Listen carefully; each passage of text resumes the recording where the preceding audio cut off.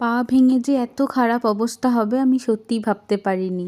High, আমি তিয়াশা। তো আজকে আমার সকালটা কিছুটা এইভাবেই শুরু হলো।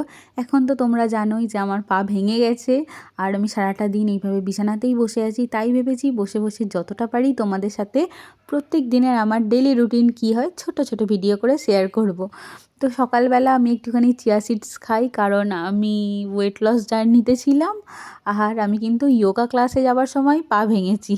তো এই যে একটুখানি চিয়া সিডস ভেজানো ছিল আগের দিনের, তো চিয়া সিডসটা সকালবেলা খালি পেটে খেয়ে নিয়েছি। আর তার আগে খেয়েছি থাইরয়েডের ওষুধ।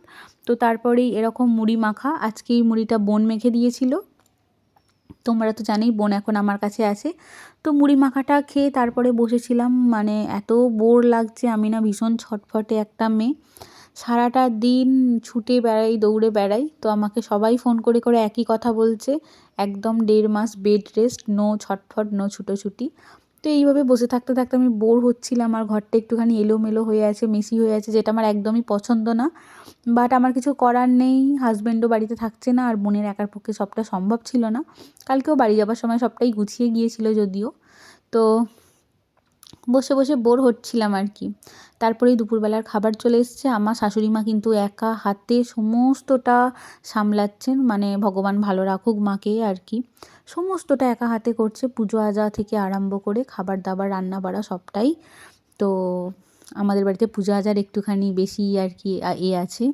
তো এই যে আজকে মেনুটা অনেক কিছুই ছিল, ডাল আলু ভাজা, যেটা আমার সব থেকে প্রিয়। আমার আর কিচ্ছু চাই না ডাল আলু ভাজা থাকলে। তার সাথে চিংড়ি মাছ দিয়ে এঁচোড় ছিল আর ডিমের কারি ছিল। এইগুলোই ছিল। প্রত্যেকটা রান্না টেস্টি হয়েছিল। আর এঁচোড়টার তো কোনো কথাই হবে না, মানে এঁচোড় দিয়ে চিংড়ি মাছ আমার ভীষণ ফেভারিট। চিংড়ি মাছ, পটল চিংড়ি, এঁচোড় চিংড়ি, ফুলকপি চিংড়ি, যাই বলো আমার ভীষণ প্রিয়। আর এই যে এঁচোড়টা একটু গলে গলে গিয়েছিল বলে টেস্টটা আরও ভালো এসেছিলো। ওটা দিয়েই আমার খাওয়া হয়ে গেছে। আর ডিমের কারিও ছিল, ডাল আলু ভাজা, এইগুলো দিয়েই আমি খেয়েছি। তারপরে দেখো আমি কীভাবে এখন হাঁটা চলা করছি। আমার রুম থেকে বেরিয়ে না বাথরুমটা একটুখানি দূরে, ওই যে তোমরা দেখতে পাচ্ছ নীল কালারের একটা কিছু রাখা আছে, ওটা না ডাস্টবিন।